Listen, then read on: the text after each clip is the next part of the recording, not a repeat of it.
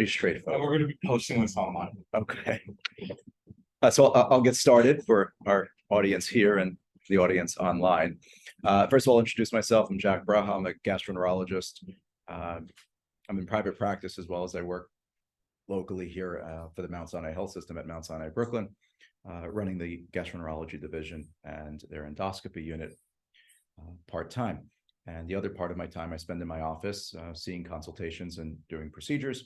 And it's a nice hybrid of taking care of patients both in the office setting, which is more elective, and then as well as in the hospital setting where we get to deal with fun emergencies and some conditions that are requiring urgent endoscopy, like gastrointestinal bleeding, infections in the liver, bowel obstructions. And in the office, we do colonoscopy for colorectal cancer screening, endoscopies for heartburn and reflux. We take care of irritable bowel syndrome, Crohn's disease, colitis. And so I really practice the gamut of gastroenterology as well as advanced endoscopy. So I'd like to thank you for coming today, as well as everyone online. And I know this is being recorded. So this talk is in December of 2023. So whatever we talk about today might change in 6 months or in a year. So if you see this talk and it's 10 years old, it might be out of date.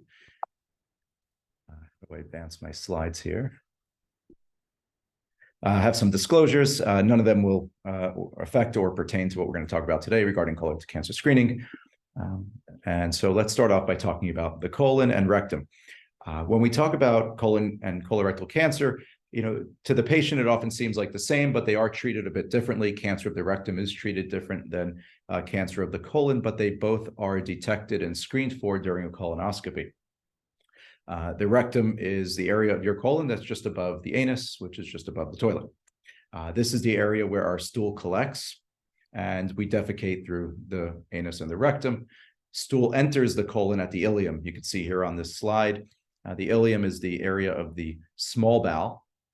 Stool will enter the colon from the ileum, and throughout its passage through the colon, the stool becomes more formed. The colon draws water out of the stool so that we don't get diarrhea.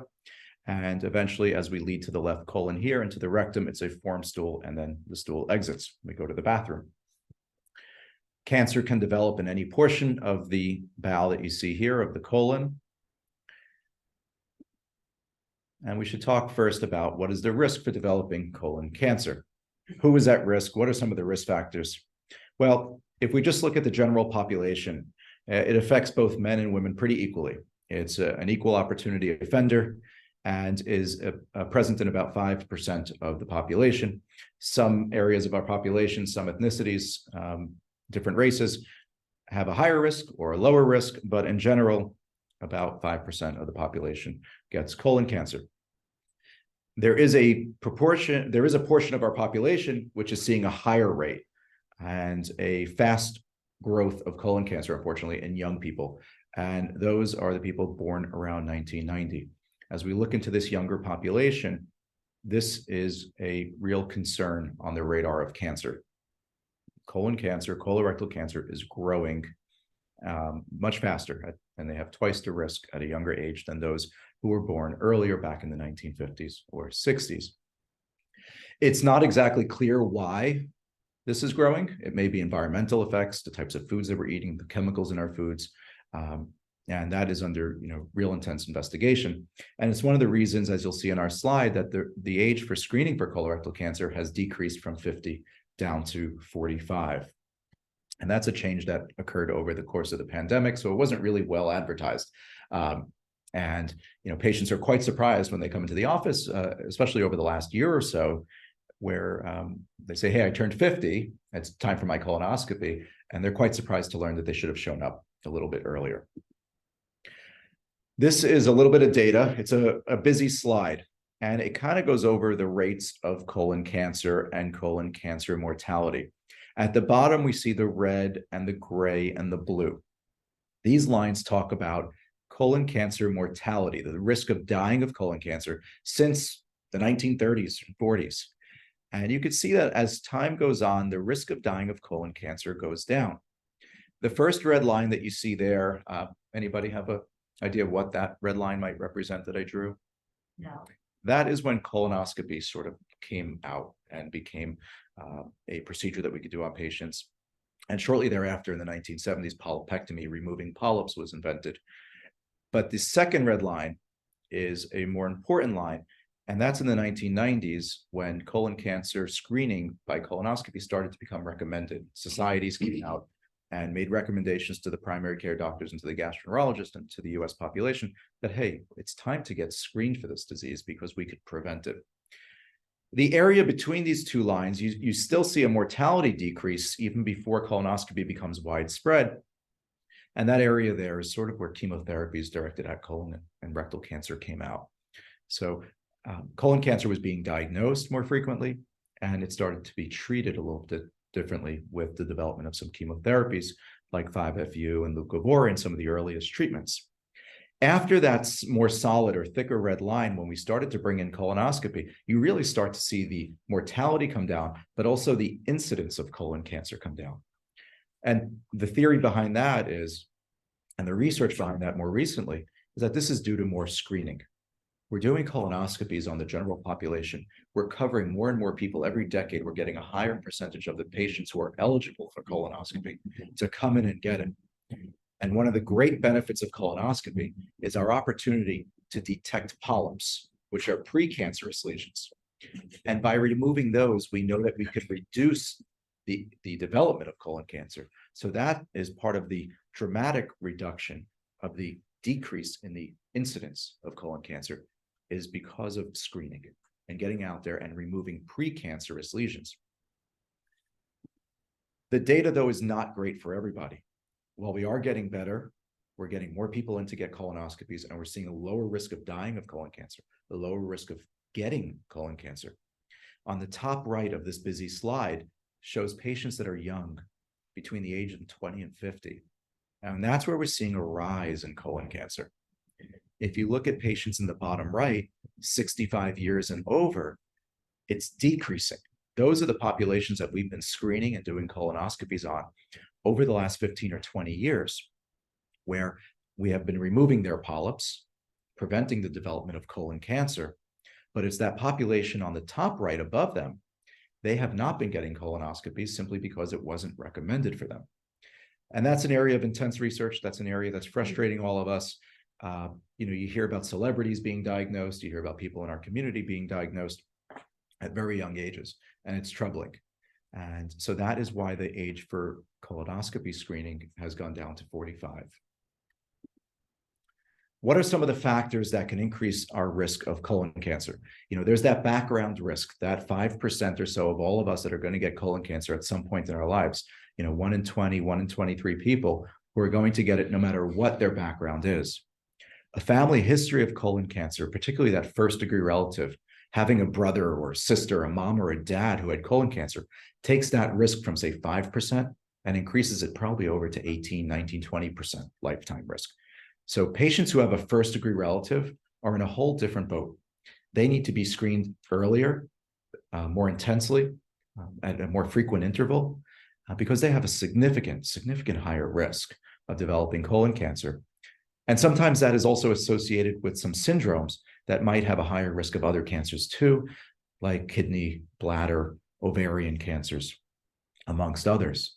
If someone has a history of polyps in their family, especially if those polyps were large or detected at a young age, we would change their screening pattern. We might bring in a 35 or a 30-year-old for a colonoscopy because the brother had a large polyp at 35 or 40, or mom or dad had polyps very early in life.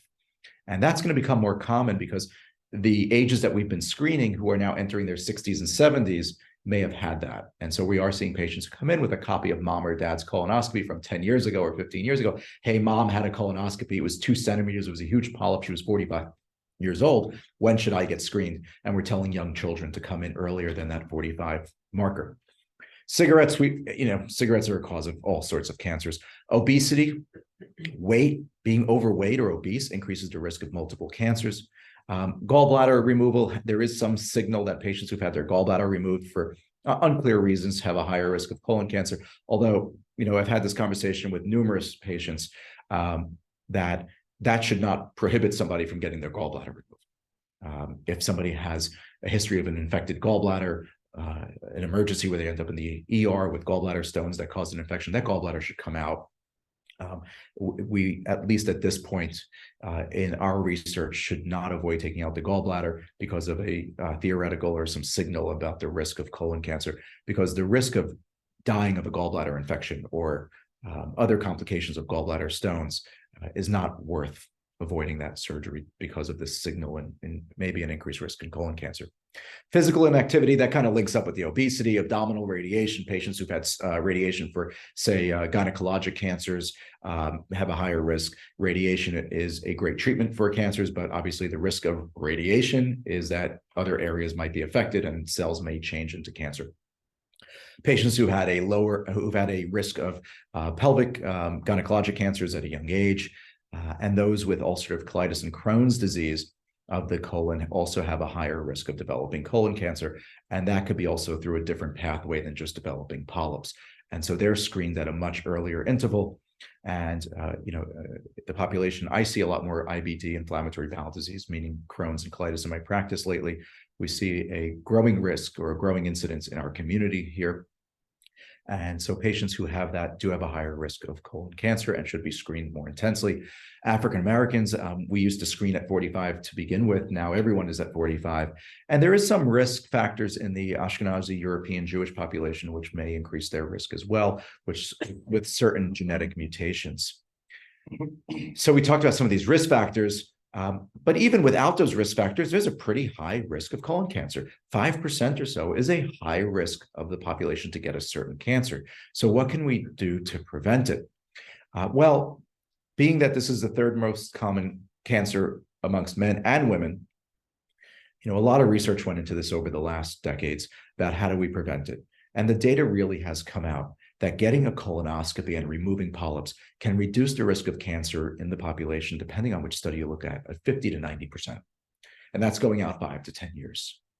Okay, so that's a pretty significant risk reduction. I don't know much out there, including flu shots, including antibiotics or other diseases that we can treat where you see risk reductions of 90%, especially when it comes to cancer.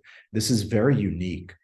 In the cancer world, that you can take somebody from the average population, just general risk, and reduce the risk of developing a cancer by 50 to 90%.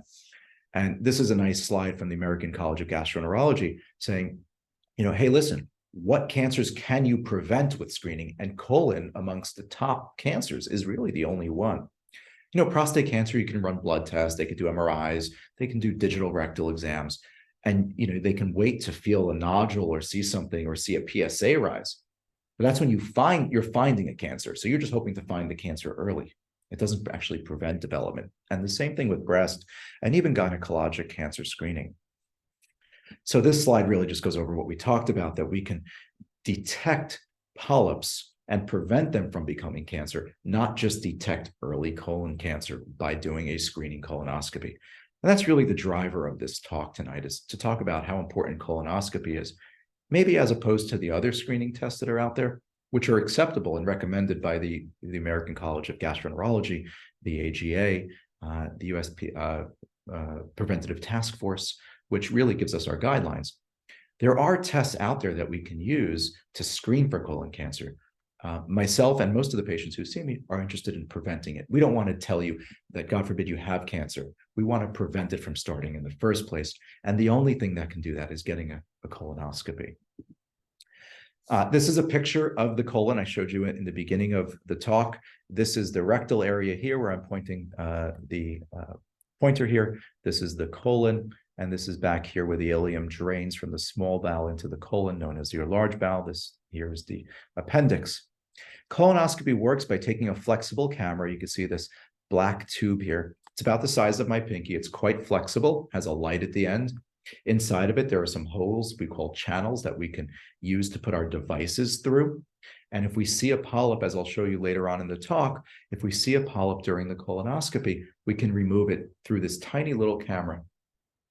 The procedure is done while you're sleeping. Patients do not feel anything. You're getting sedation through the intravenous line with usually propofol. It's a quick on, quick off drug. The drug starts really quick. You fall asleep, you go on vacation for 15 minutes. And at the end of the procedure, you wake up pretty quick. Patients feel as if they slept the whole night. They feel refreshed most of the time, and they can't believe that they were out for only 15 minutes. The medication is safe. The anesthesiologist is always present with us and watches the patient, monitors their heart, their lungs, their breathing, blood pressure, and all. And the risks are really low related to propofol sedation. Even the risks of colonoscopy are quite low. The risk of an injury to the colon is less than, in my experience, at least less than 1 in 1,000, if not lower. The risk of bleeding is quite low. The risk of infection is quite low. And if you can imagine these 1 in 1,000 risks of a complication or a major problem during the colonoscopy, here in my practice in Brooklyn, the risk of finding a polyp is about 40%. So basically almost a 1 in 2 or 1 in 2.5 risk of finding a precancerous polyp versus the risk of a procedure of less than 1 in 1,000. So how does colorectal cancer start? How do these polyps go to become cancers? And this is a nice pictogram and diagram here from the Johns Hopkins Colon Cancer Center that's on this slide. And it usually starts as a benign little growth, a precancerous growth that we call an adenoma. And this is what we refer to as a polyp. There are polyps that are not precancerous, but when we see them during colonoscopy, if we see a suspicious polyp, we always remove it. It goes to the lab where it gets analyzed, where they can give us some of the risk factors of this polyp. And this is how it starts here as a small little bump. And over time, it grows and grows. How long does it take to become a cancerous polyp? Well, that's really unclear, but the literature points us at somewhere between 5 to 10 years. And that sort of coincides with our colonoscopy interval, where if you have a completely normal colonoscopy, the guidelines say you can wait up to 10 years, because a small polyp from day one would take probably up to 10 years to grow into a cancer. Colon polyps, like we talked about, start as little small bumps or clumps of cells. Over time, they grow into cancer. Not all cancers arise from polyps. We talked about other populations like colitis, Crohn's, ulcerative colitis patients. They may go through a different pathway. But polyps can be removed by colonoscopy in stages that are very, very tiny, very small, 2 millimeters, 3 millimeters, 10 millimeters, where certainly we don't feel them. Patients would have no idea that they have them unless they underwent a colonoscopy. They come in different shapes, different sizes. These are pictures of different polyps that we can see during a colonoscopy. The smooth area here is normal colonic mucosa, and obviously here this little polyp growth is abnormal. Here, this is a little more subtle, maybe a sessile serrated adenoma, which can be more difficult to find. That's another example of a polyp. These here are more advanced polyps. They're larger in size. And this one here looks a bit more risky because it has a central umbilication or almost a divot within it. Those tend to have a higher risk of harboring cancer or becoming cancer.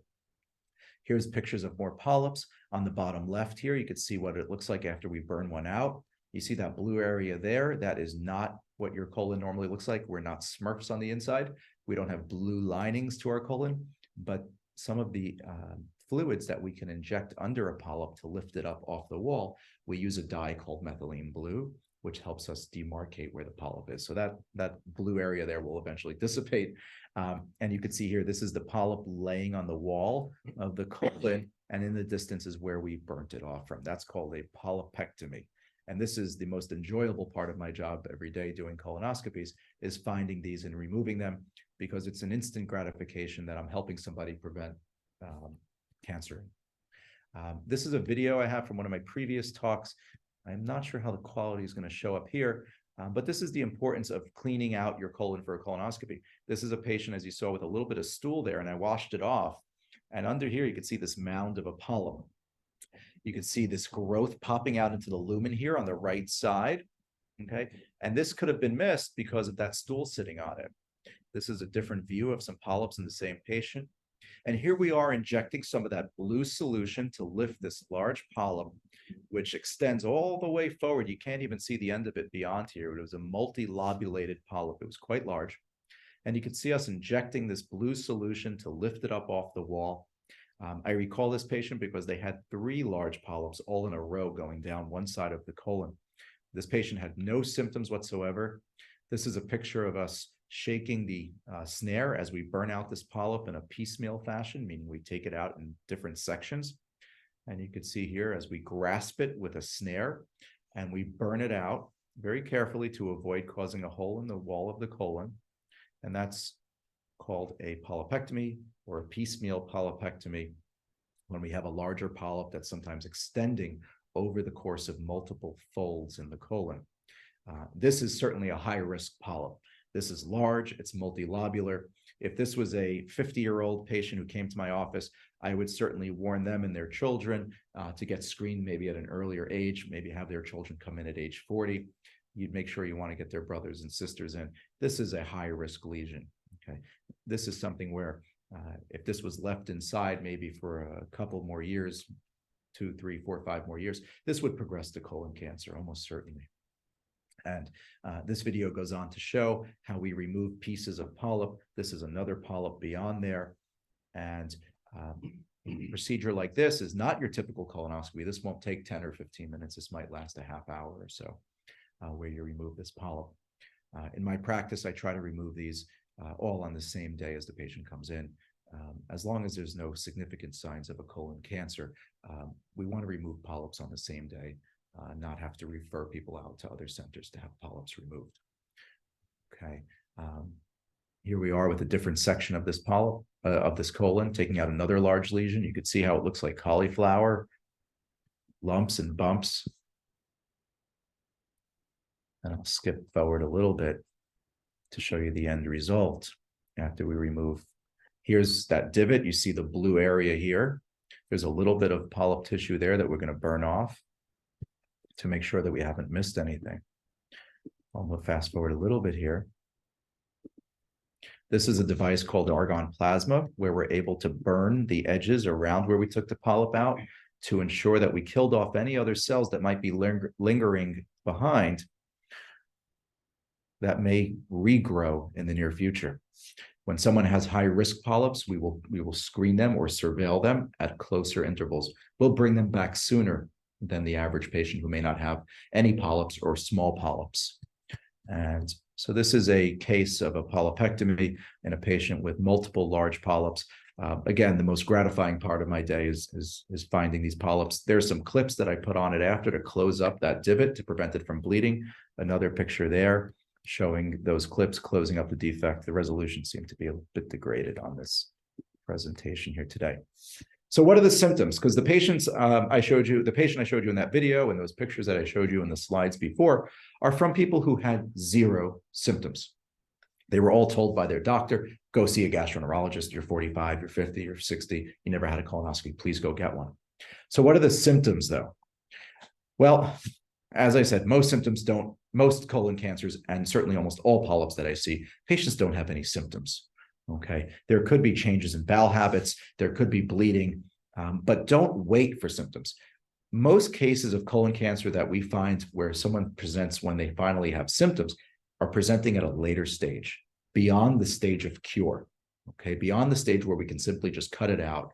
They're at the stage where they may require chemotherapy or radiation, and they're not at that, say, 90% cure rate that you can have in stage 1 early colon cancers.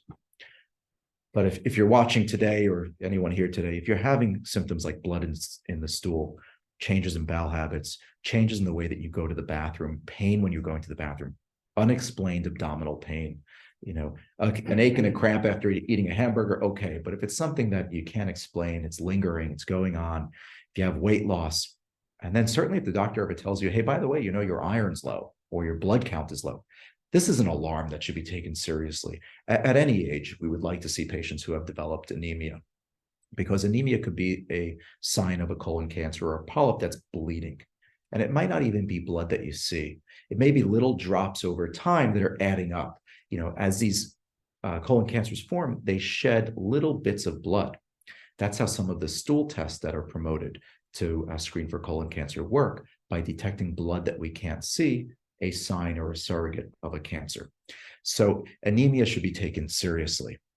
And, you know, the concept of bleeding, and for our for people that are watching today, and for you to understand, you know, many people will blow off bleeding Oh, there's a little bit of blood when I wipe. There's a little bit of blood in the bowl. It's because I pushed too hard. Oh, it's because I was sitting all day. Oh, my underwear was irritating me. Uh, there's many excuses as to why someone might see blood, but it is always serious. And I want everyone to understand that this is an always situation. When someone sees blood, always see a doctor.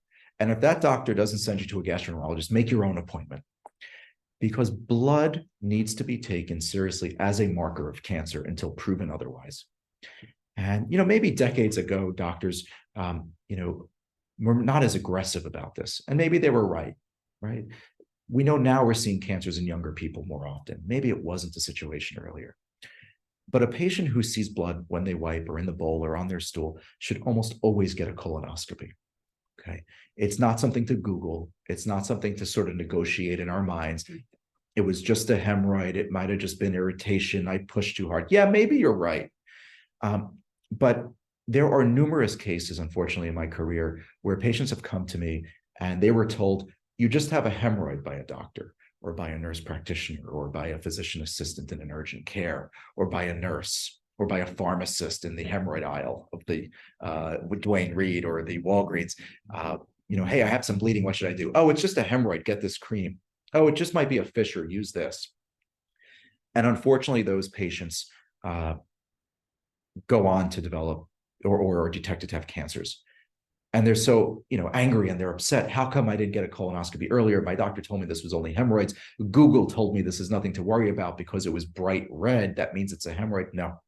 So, if one message I can get across today, in addition to getting a colonoscopy when you're 45, is if you see blood, get a colonoscopy also. No matter what your age, come see a gastroenterologist and be evaluated, because that can be a sign of something serious, not just colon cancer, but Crohn's disease, ulcerative colitis, other diseases that if we find them early and treat them early, patients do better. So, that's my big message today, aside from getting a colonoscopy if you're over 45, but is to also get checked if you have symptoms, especially bleeding. So get screened, get a colonoscopy, in my opinion, because that is really the only test we have to detect colon polyps, which are the precursors to cancers. I'd much rather wake somebody up from a colonoscopy and say, hey, you had 5 or 6 polyps, I removed them, great, than to wake them up and tell them you have cancer. That's too late. That, for me, is we missed the boat. We should have gotten that patient in earlier. And I always try to figure out, hey, how come this patient who I found cancer in, how come they weren't screened earlier? What was going on in their lives? How did we as a society, or how did we have as a group of doctors in America not get this patient in early enough? And by educating our community, talks like this, advertisements, hopefully we will be able to spread that message that colonoscopy is the only test to prevent colon cancer, and that it should start at age 45.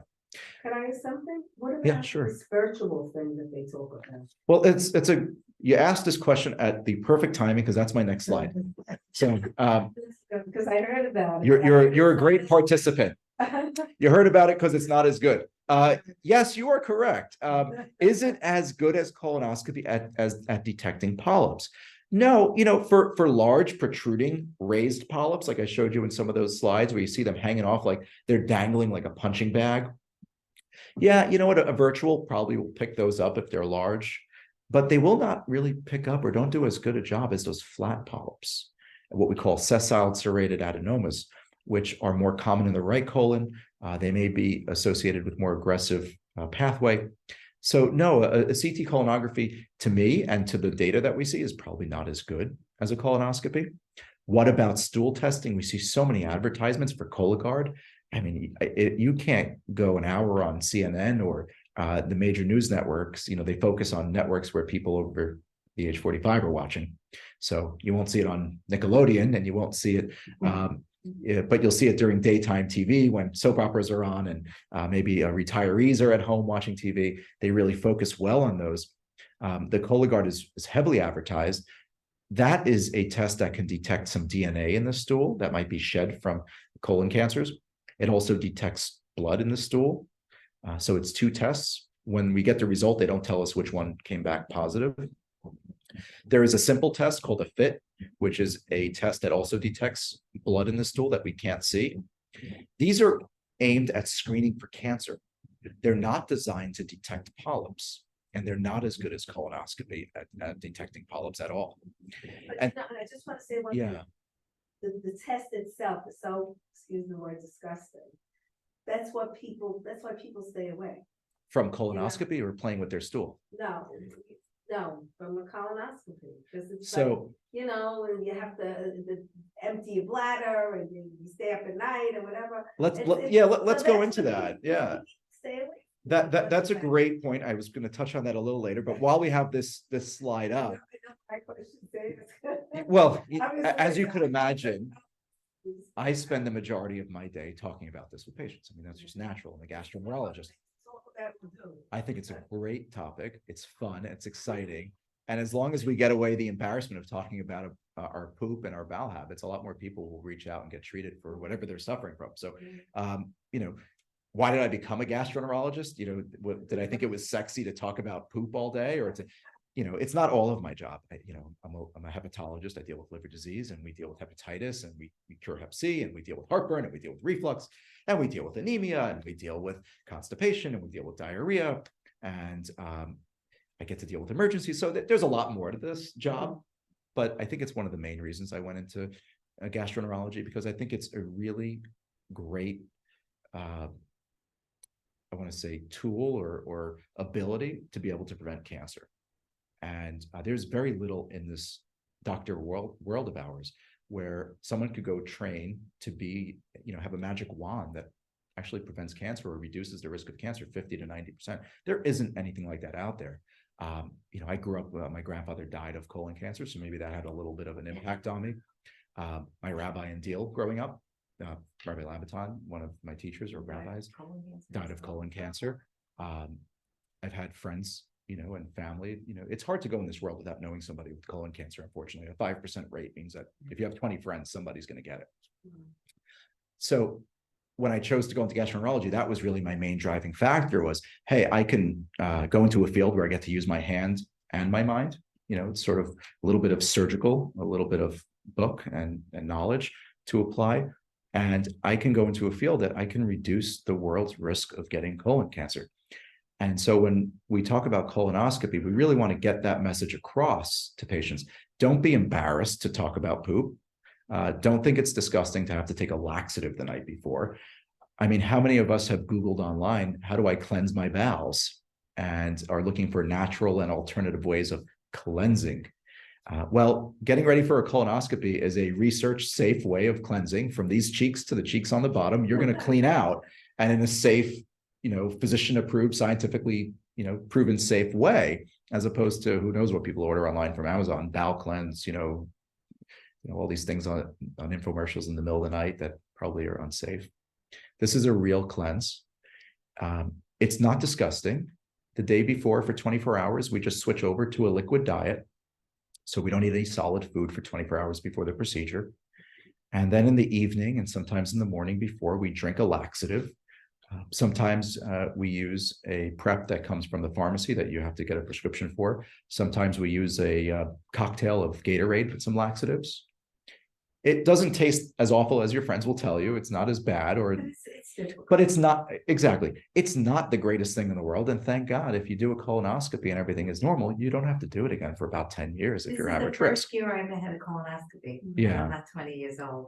I was so afraid of, God forbid, puncturing. I mean, I was just so scared. I wouldn't do it.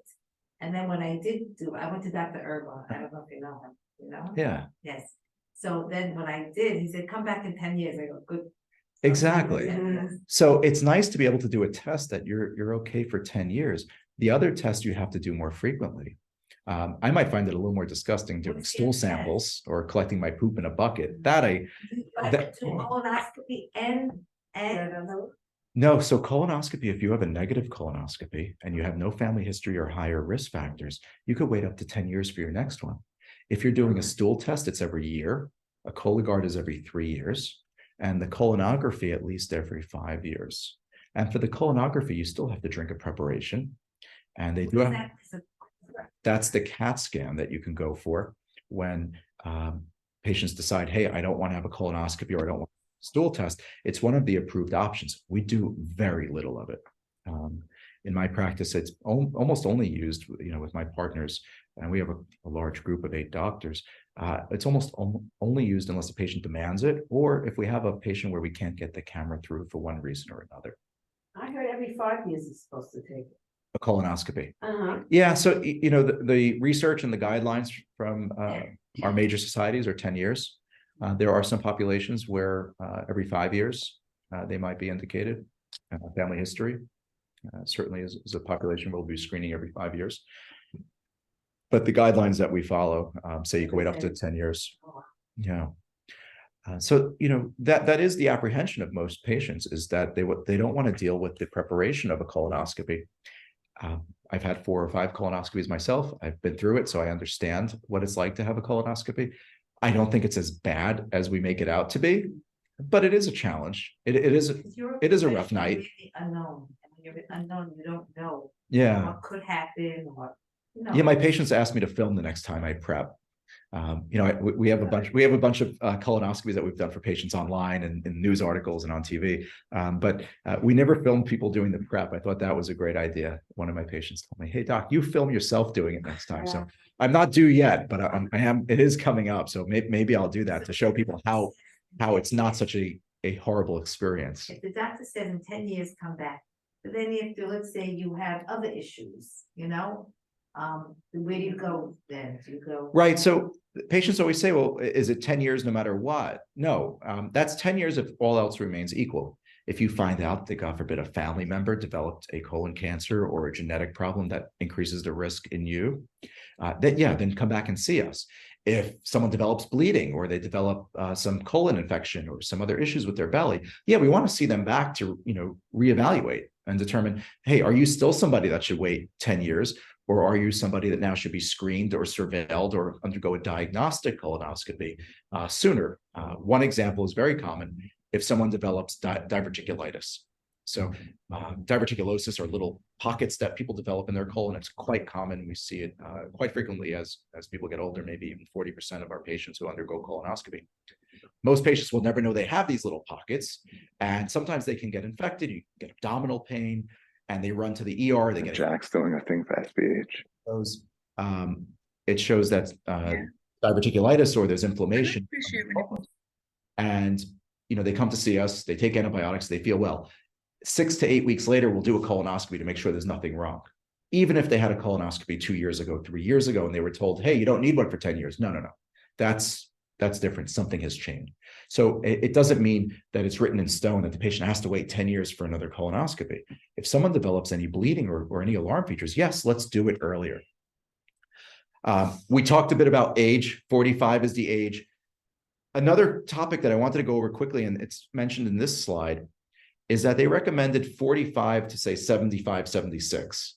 But that's not written in stone that we should stop. I have patients who are in their 80s who are running marathons. They are traveling across the globe. They had their last colonoscopy at age 70. And they say, "Doc, I was told that I can't have one because I'm over 75 or 76. And that's not the case. These should be really handled on a case-by-case basis. It should be an individual decision between the doctor, preferably the gastroenterologist, and the patient. Because if the last colonoscopy was at age 70 and they're 80 and they're in great health, who am I to say that they don't have much more time on this earth left? No, that's probably not true. And some of the statistics would say they have at least 10 more years if they're in good health. So why would I want to shorten their life because of an undetected cancer or a polyp that might become a cancer when they're 81 or 82 and prevent them from suffering with a surgery or a colostomy bag or chemotherapy? And so I have plenty of patients who are, in their high 70s, 80s, who come for screenings, and we do it. Now, it's a different story. An 80-year-old, for example, who's in a wheelchair with advanced dementia, okay, that's not reasonable. But an 80-year-old who is going out and partying with their friends and going out for dinners and with their family, and they've got their wits about them, and they're playing pickleball now because that seems to be the thing to do at 78 years old. Yes, we're doing colonoscopy. So I want the group to understand, and for those viewing today, when you're watching this, unless something changes and you're watching this in 2035, we should still be evaluating patients that are over 75 on a case-by-case basis. And I would say the majority of people who are 75, 78, 80 who come to me who haven't had a colonoscopy in 10 years and are of good health choose to do it. Okay. It's also to note that the stool tests become less accurate as we get older, particularly the Cologuard. And so it's not recommended. Good question. Not sure why. Yeah. But the data does suggest that there were more false positives. And that's the second line in this slide, is that beyond the age of screening should be personalized. And it's a good conversation. I love that conversation with a 78-year-old who tells me, Doc, I want it. I go to play cards every day. I'm out. I'm traveling. I'm going to Africa. I'm on safari next year. So we want to keep them healthy. Nothing worse than missing a colon cancer that could have been prevented. Families, we talked about this. I could skip over this slide, but if you have a family history of multiple people in the family with colon cancer or other cancers, please go see a genetic counselor. These tests are so much easier to get than they were when I was in medical school 20 years ago. Genetic testing was so hard to get. It wasn't paid for. It was expensive. It took ages to get a result. And now I think that if you have a family history of colon cancer in multiple members of the family, if you have other cancers such as uterine, gynecologic, genitourinary cancers like bladder or kidney cancers, please go out there and see a geneticist, a genetic counselor. It's a good meeting to have. Bring all your family history with you, and they may be able to run some tests to look for genetics that really can open the door to screening for this cancer, for colon cancer, and many, many others. So you're a great audience. You had good questions. You were right on time with your questions too. Oh, so I So have another question. yes, time for questions and answers. One question. I'm just gonna stop the, Did they ever come out with something where you don't have to be fully put out? Because from when I was 50 to 53, I waited 3 years because I was so afraid to be put out. I had a colonoscopy awake. You could do it awake. You don't need to be sedated. I do them. Yeah, but. There's a video of me online doing it for Men's Magazine, I think, and the reporter wanted to be awake. He was awake. You can Google me and No, but colon you cancer and feel- watch it. You're feeling a lot of pain. It feels like a really bad bowel movement. It feels like Mexico. Yeah. Yeah. You ever been to Mexico and get like the Mexican You gotta be careful, tell us why not to.